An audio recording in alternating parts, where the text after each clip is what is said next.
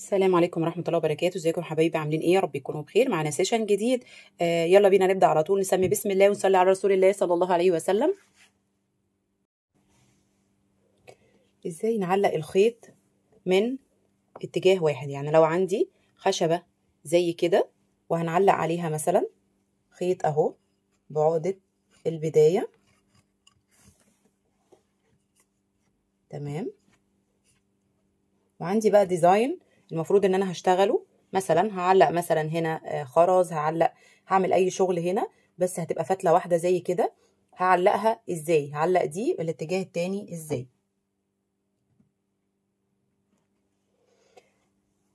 خلي بالكم معايا. هنحط الخيط، هنجيب طرف الخيط هنحطه على الخشبه كده، تمام. هنحطه كده. هنطلعه منين؟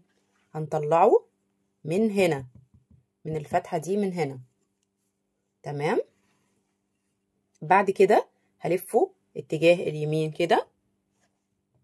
بعد كده هطلعه تاني من ورا بقى اهو، من ورا، من وراء الخشبة، تمام. بعد كده هنزله من هنا اهو،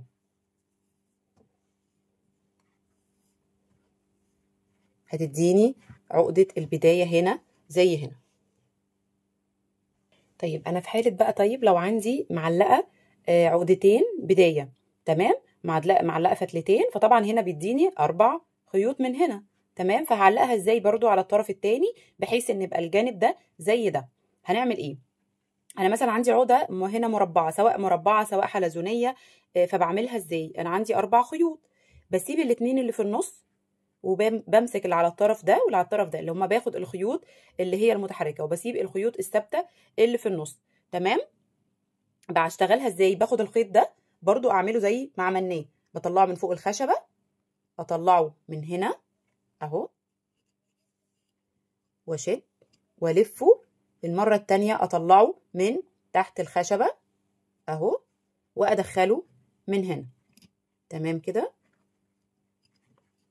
واشد كده. اول عقدة بداية معايا، تمام. دول اللي في النص مش هشتغلهم هنا على الخشبة، امال هعمل فيهم ايه؟ ممكن ان انا الزقهم من ورا اهو، هلزقهم هنا مثلا على الخشبة كده ومسدس شمع نقطة بسيطة، وهقص الزيادة وخلاص. طيب اخد الطرف التاني معايا اهو، برضو هطلعه فوق الخشبة وهطلعه من هنا اهو واشد. المرة الجاية من ورا الخشبة وهطلعه من هنا واشد.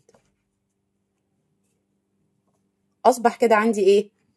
عقدتين بداية من هنا وعقدتين بداية من هنا.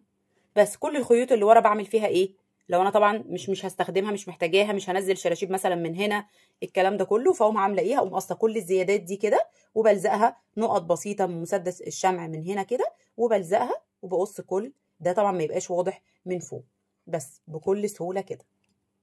اتمنى الفيديو يكون عجبكم. ما تنسوش اللايك والشير عشان الكل يستفيد، واشوفكم في فيديوهات تانية كتير.